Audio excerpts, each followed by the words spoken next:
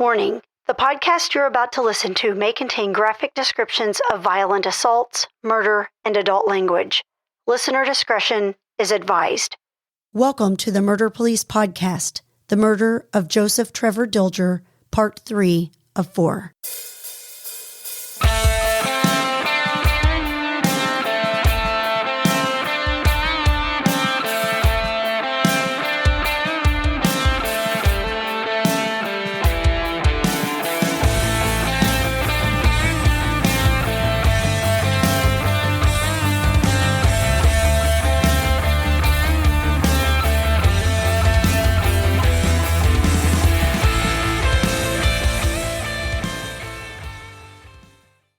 So if this is your only lead and it takes you nowhere, do you just wait until another lead comes, or how do you progress? Well, we did get another lead. We had a tip that came in. We received some information that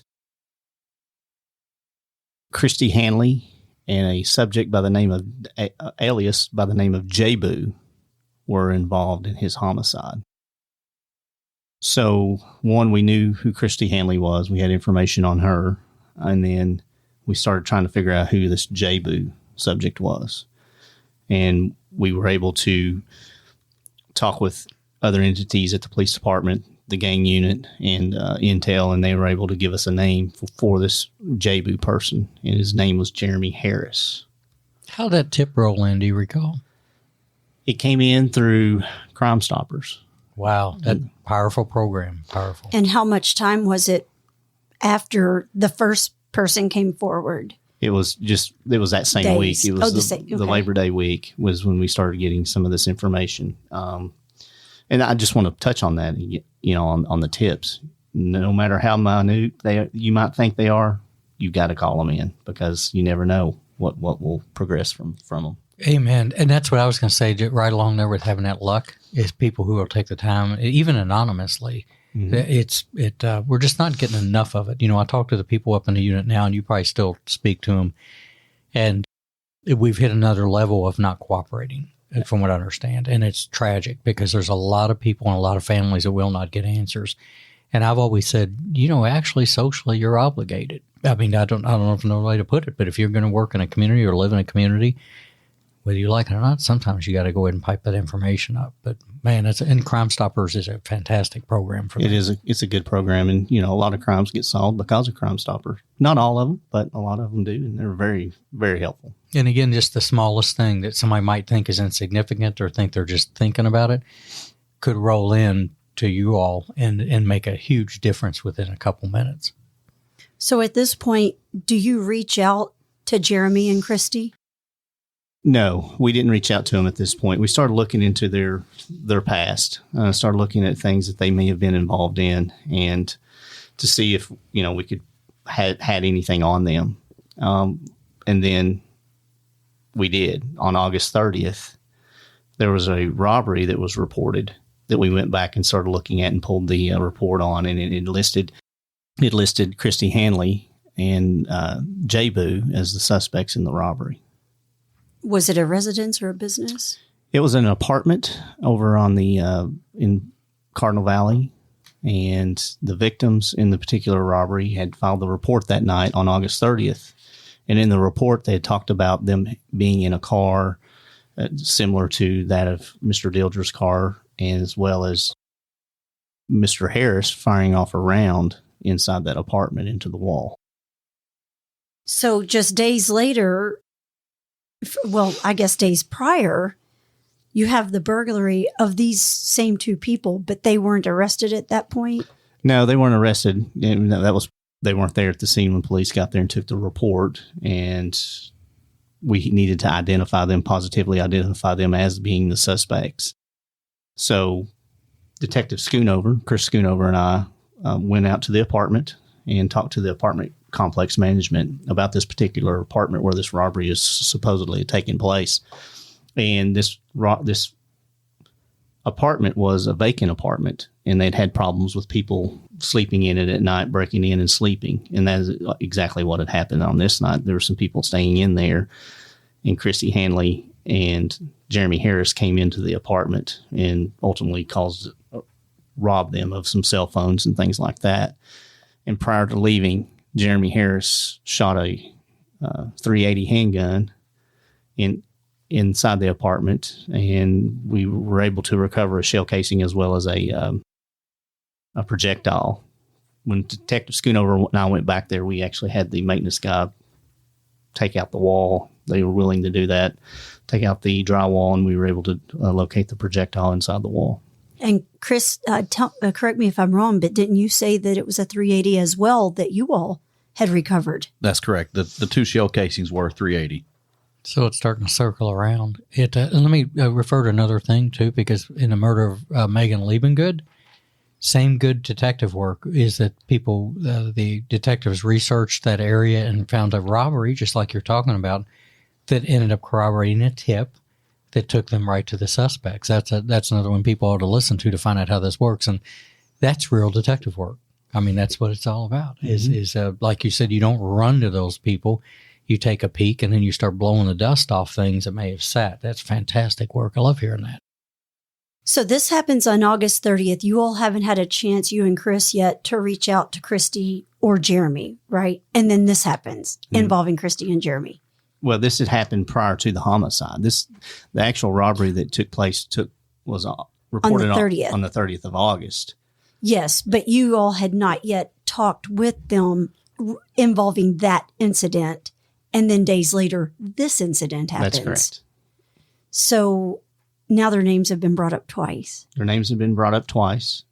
So in this robbery, I try to locate the victims in that robbery, and I ultimately was able to locate them. And I prepared photographic lineups of both Christy Hanley and Jeremy Harris, excuse me, and presented those lineups to them.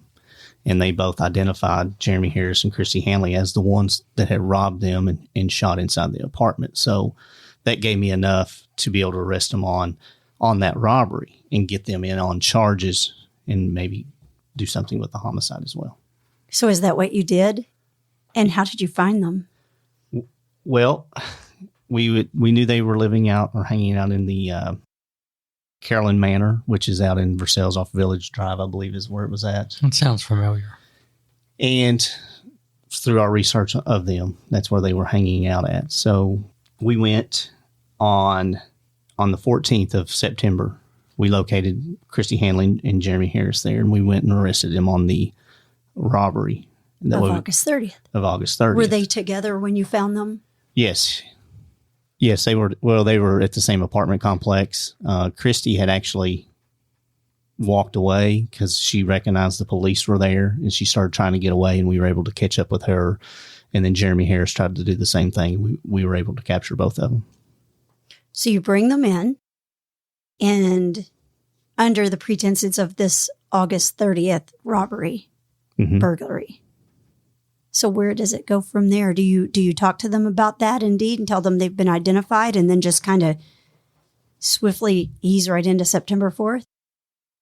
We did. We first started with Christy Hanley. We thought that maybe she would be the one that would help us out the most. And ultimately she was. And then we interviewed her, and as we interviewed Jeremy. Now, Jeremy wasn't very forthcoming. He ultimately, I think in the end, asked for an attorney at some point. But Christy was able to come around, and she gave us the events that happened on September the 4th. Yeah, what's going on in the meantime? Well, because we're moving pretty quick on that with that fantastic information. Chris, is there anything happening on your side? Yeah, one of the big things that, and we were working hand in hand with robbery homicide on this, because if you remember from earlier, we had an individual who was severely burned lighting a grill.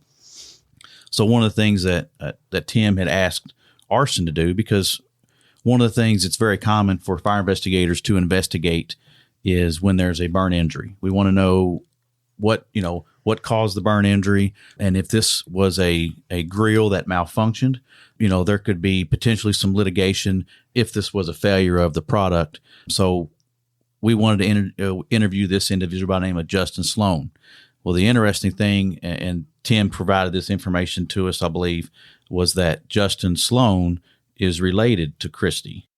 Yes, Justin was related to Christy, and if I remember correctly, we wanted you all to go out and just get a baseline statement from him to see what he was going to say. Yeah, so Lieutenant Blanton had went to his mother's house. This would have been probably around the 7th or 8th, and they explained to Mrs. Sloan that, we needed to talk to Justin because we needed to find out, how he burned himself. And again, if there was some kind of product failure in this grill, there could be money that could be rewarded to you if this is a failure of a product. So that night we didn't talk to Justin, but the next morning we went to his girlfriend's house and we did just what Tim was saying. We got a statement. We wanted to verify a number. If you remember back a minute ago, Tim was talking about the cell phone tower dump. We wanted to verify Justin's cell phone, but we also wanted to lock him in on a statement, how he burned himself. And so I went out there, and of course, Justin meets us outside. His arm is still pretty badly burned. His face has some burns on it, his nose, tip of his nose, his earlobes, his hair is burnt all the way around his head as if he had a hat on. And so initially we provided him some dressing. We dressed his bandage up. Again, we want to build a good rapport with this individual. We don't know that he's involved, but just like I said in the beginning, grills don't just explode because charcoal lighter fluid is designed for a human to light a charcoal grill. That's not a common characteristic of charcoal lighter fluid, is to do this kind of injury. So we got him in on a statement, and he explained to us, and he's showing us. We even go back to the back of his house, and he brings a grill out, and he shows how he was pouring all this lighter fluid on there. And then his initial statement was he took a match and threw it from a distance, and he's acting this out, and he throws the match, and it just whoosh and burns his arm. And so at that point, I'd already had the thought that this is a bullshit statement, but he just verified it with that, because that doesn't happen. And then when I asked him on that again, I said, how would that burn your arm? And then he changed his statement that he actually reached over the charcoal grill and lit it from the other side, and it burned his arm.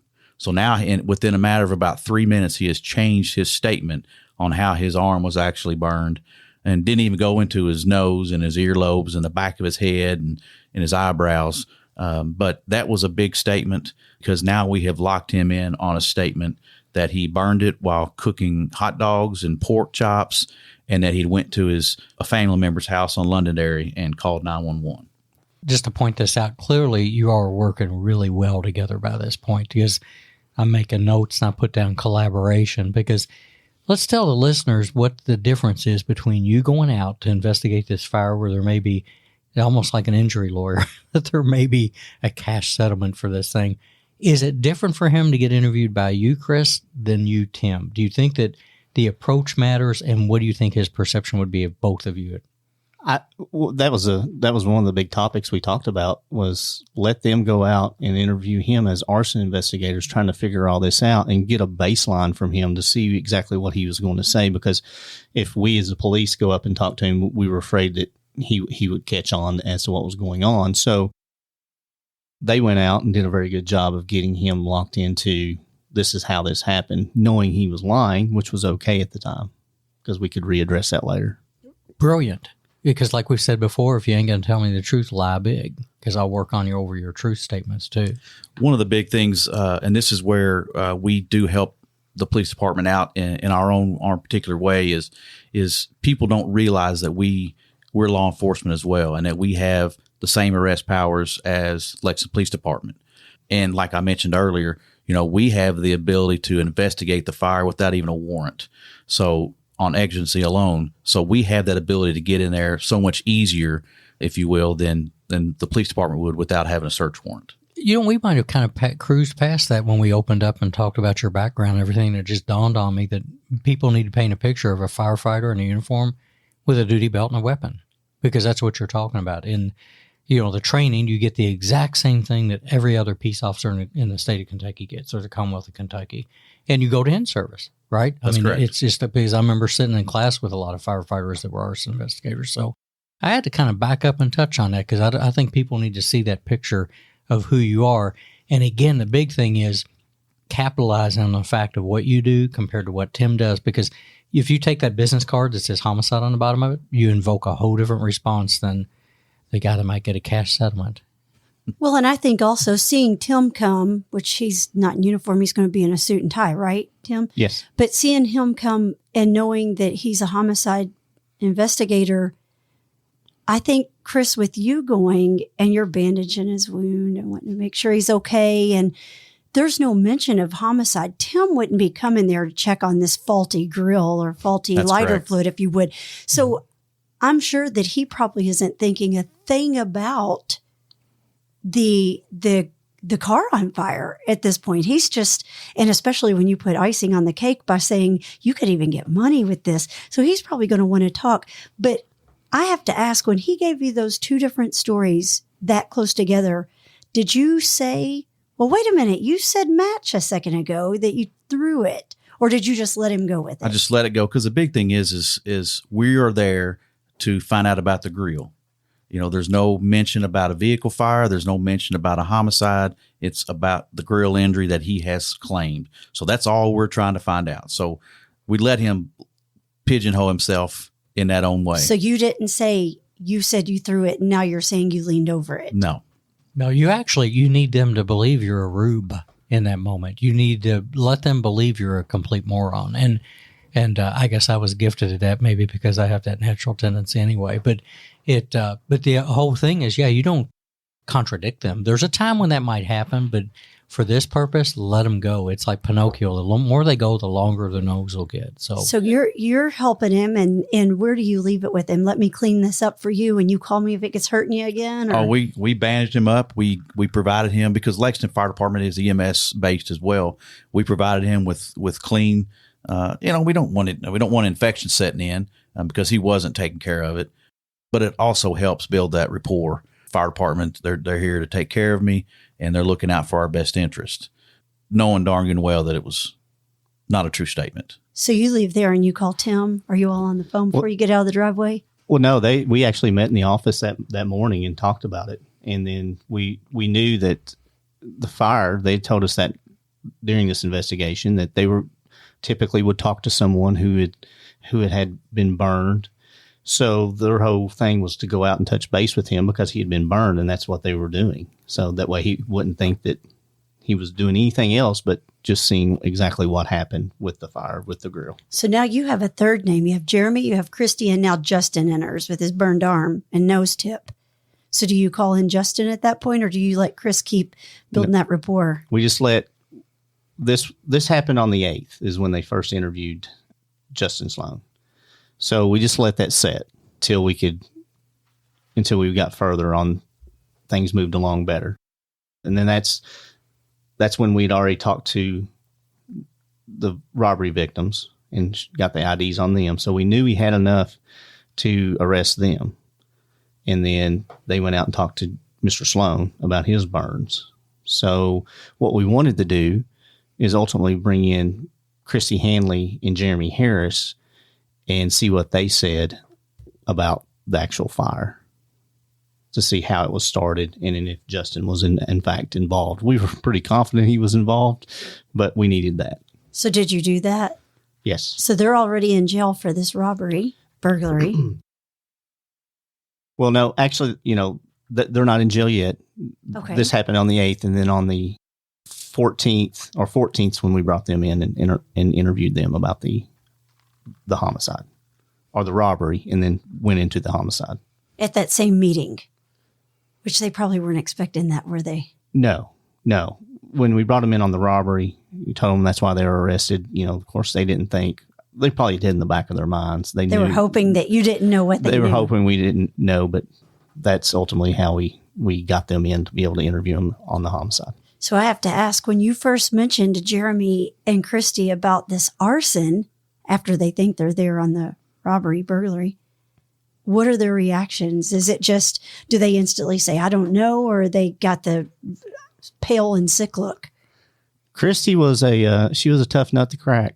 Honestly, she had street smarts. She didn't want to talk. She didn't want to talk about it. But at the same time, guilt was getting to her because she knew she was with him and she felt like she was responsible for his death, knowing that she wasn't the one that killed him, but he was in the car with her, and she started realizing, hey, I didn't do this, but I know who did, and I was there, and this is what happened. And what was Jeremy saying about that time? Jeremy, he deflected every time, every question he deflected, and he just would not give you a straight answer on anything. He was just always deflecting everything you asked him. He would give you bits and pieces about having a gun or having a particular gun, and he a 380 or something like that. But as far as when we confronted him with ultimately shooting the victim, he wouldn't have any of it. So he kind of danced around the edges of it? Oh, yeah. He wouldn't quite go there. He would not go there. And had Christy at that point told, or was she still holding to her story? No, Christy, she came around. She took a while, but she did come around, and she gave us enough to be able to place the charges on Jeremy Harris as well as Justin Sloan for the arson. That's what I was going to ask. Had either of them mentioned Justin at this point? She did. She said that they'd gotten a gallon of gas, and ultimately what happened was after Jeremy had shot the victim inside the car, they went out. She freaked out, didn't know what to do, and Justin Sloan just happened to show up, and it was his idea to take the car out into the county and torch it. So again, where did the shooting happen again? The shooting happened in Cardinal Valley. Gotcha. And so Trevor Dilger was, like I mentioned before, he was an addict, and he went down that path and became an addict. And he was ultimately using his car as what we call a crack rental. He would let his dealer or someone take his car, and they would give him some narcotics for the use of his car. But on this particular day, according to Christy Hanley, she had his car, they'd used his car, and they were driving down, I believe it was Cambridge Drive is what she explained, and he come running out wanting his car. So she turned around and picked him up. And he got in the back seat, and they were driving through Cardinal Valley, and he said, I want my car back. Let me have my car back. And she was like, well, just let us use it for a little while longer. We'll give it back to you. And Jeremy Harris was sitting in the front passenger seat, and he said, if you don't give me my car back, I'm going to turn you in, Jeremy, because Jeremy apparently had a warrant for attempted murder out of Memphis, Tennessee, where he was from. As Christy Hanley explained it, she said he just turned around and just shot him for no reason other than him saying he's going to turn him into the police, and shot and killed him in the backseat of the car. Now, had any residents said that they'd heard any gunshots? No, we didn't have any. There's a lot of houses over there. I would suspect somebody would hear that. You would think, but unfortunately we didn't have anything. The only thing we did have was that one witness that saw him in the backseat of his own car and with the female white driving. And that kind of corroborated that he was in the backseat of his car, and Christy was driving like she said she was, and Jeremy Harris was in the front seat. And she said once he shot him and killed him, she said, I freaked out. I didn't know what to do. I pulled off the side of the road, got out, like, I'm not doing this. And that's when I think it was her nephew, Justin Sloan, pulled up, and they started formulating this plan about what they're going to do. And so they drove out into the county, got a gallon of gas, and then drove out to Red Road, and Justin Sloan poured the gas in there and ultimately lit the car on fire. Were you able to corroborate any of that part of the story, like where the gas was purchased from or anything like that? Or? No, she told us where she purchased it at later on. We did some more follow up with her. But by the time we got that information, the video surveillance wasn't available. But it was at it was a store out on Versailles Road near Parker's Mill Road. There's a little on the county line. Essentially, there's a little gas station there, and that's where she said that she had bought it at. And she said she bought it, filled it up, and then Justin Sloan and Jeremy Harris, they all followed her out in the county and pulled the car over the side of the road, and that's where they lit the car on fire.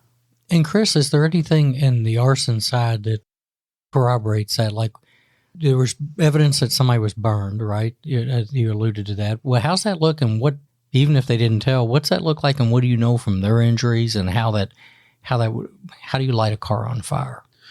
Well, first I'll talk about the corroboration of the evidence. So at some point we did get the results back from the state lab, and the 5 samples, if you remember, 2 were taken from the vehicle where the protected area was from the body, and then 3 were taken from his person. All 5 were positive for gasoline. So that corroborates the story about the purchasing of the gallon of gas.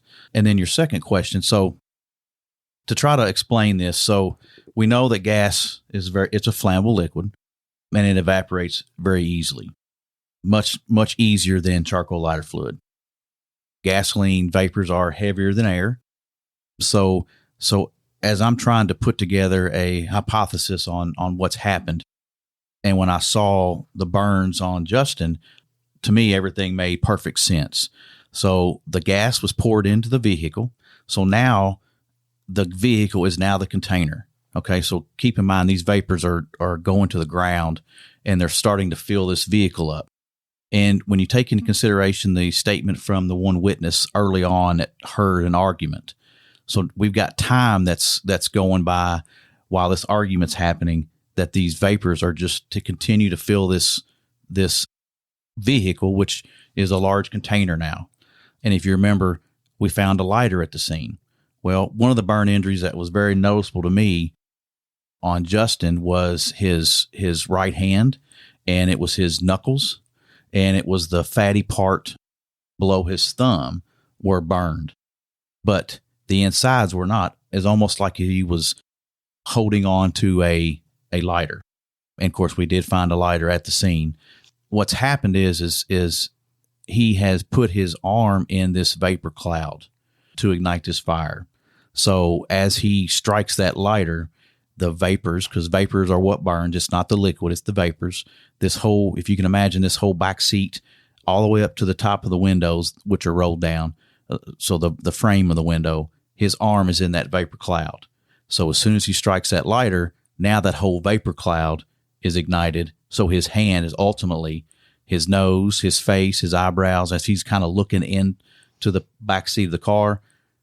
That's where the whoosh comes from the gasoline vapors, and ultimately burns his arm, his face, his hair, because it is obviously a very quick flash, and then obviously continues to burn. When you found that hat eventually, was it burned as well? There wasn't anything real noticeable on it. I think Tim may have found something that helped to link him to it, but it had been out in the weather for about a month, I think. It'd been also looked like it'd been hit by a bush hog or something, because it was cut up. Didn't you say you kind of had an absence of where his injuries and burns and stuff were? Yes, one of the patterns, and we talk about fire patterns all the time in arson, but those fire patterns are also on victims. And in this case, the suspect, I could tell he had a hat on because his hair, where his hat, the bottom of the hat would be, was singed, and then there was obviously nothing burned on the top of his head. So that in itself is a fire pattern. So do you think he took the hat and threw it to get rid of evidence? According to the interviews and stuff, that when he caught on fire, because he was ultimately on fire when he lit this fire, he took off running and threw the hat. And did you ever get fingerprints off that lighter? No, on the lighter, there's several items I sent off for DNA analysis, but you got to remember, all these items were found on the ground after the fire department had already sprayed, hundreds of gallons of water on this fire, and so nothing of DNA value was located. That's important for the listeners too, because again, there's a lot of misinterpretations of what DNA is and when you can get it, and the environment once again changes all of that. It makes it more of a tough struggle. If that had been left in a house or something like that, that might have been different. But those environmental things will just tear that stuff down. Mm-hmm. So I have to ask you. You now have Christy telling her story. Jeremy, not so much.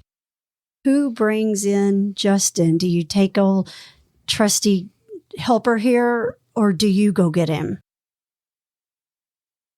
Hey, there's more to the story, so go download the next episode like the true crime fan that you are. The Murder Police podcast is hosted by Wendy and David Lyons and was created to honor the lives of crime victims so their names are never forgotten.